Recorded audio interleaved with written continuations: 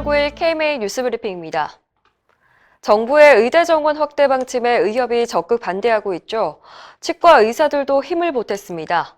어제 최대집 의협회장은 이상훈 대한치과의사협회장과 만나서 의대 정원 증원 정책을 철회하라는 공동 건의문을 발표했습니다. 두 단체는 졸속의대, 치대, 한의대 증원 정책을 철회하고 건강보험 적정 수가를 보장할 것을 정부에 요구했습니다. 의료 영리화의 신호탄인 원격 의료에 반대한다는 입장도 밝혔습니다. 수도권에서 산발적인 집단 감염이 잇따르고 있습니다. 어제 새벽 0시를 기준으로 코로나19 확진자는 하루 새 38명 늘었습니다. 해외 유입 5건을 제외하면 모두 수도권에서 발생했습니다.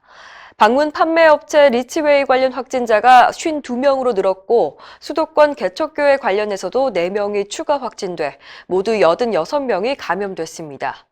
문제는 감염 경로를 알 수 없는 이른바 깜깜이 확진자가 늘어나고 있다는 겁니다. 5월 중순까지만 해도 6.5%였던 것이 그다음 2주 동안은 8.7%로 올라갔습니다. 이런 상황에서 생활 속 거리 두기를 계속 유지하는 건 무리라는 지적이 전문가들 사이에서 나오고 있습니다. 하지만 정부는 1일부터 시작된 수도권 방역 강화 조치의 효과를 14일까지 지켜보겠다는 입장입니다. 우리 국민 대다수는 문재인 케어를 위한 건강보험료 인상에 반대하는 것으로 나타났습니다. 한국경영자총협회가 지난달 13일부터 8일간 성인 남녀 1,174명을 대상으로 조사한 결과 76.5%가 건강보험 혜택을 확대하기 위해서 건강보험료율을 높이는 것을 동의하지 않는다고 답했습니다. 건보 혜택 확대가 필요하긴 하지만 보험료를 더 낼 수 없다는 응답이 39.6%로 가장 많았고 건보 혜택과 보험료를 현재 수준으로 유지해야 한다는 응답이 31.1%를 차지했습니다. 문케어를 위해서라면 보험료를 더 낼 수 있다는 의견은 20.8%에 그쳤습니다. 특히 문케어 시행 이후 3년간 건강보험료 인상 수준이 높았다는 의견이 79%였고요.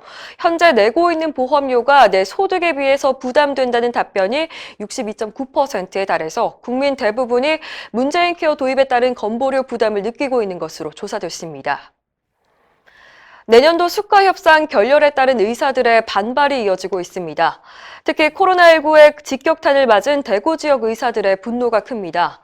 대구광역시 의사회는 최근 성명을 내고 수많은 의료기관이 엄청난 피해를 보면서 국민을 위해 헌신한 대가가 협상 결렬이냐며 정부의 독단과 무성의한 태도를 비판했습니다.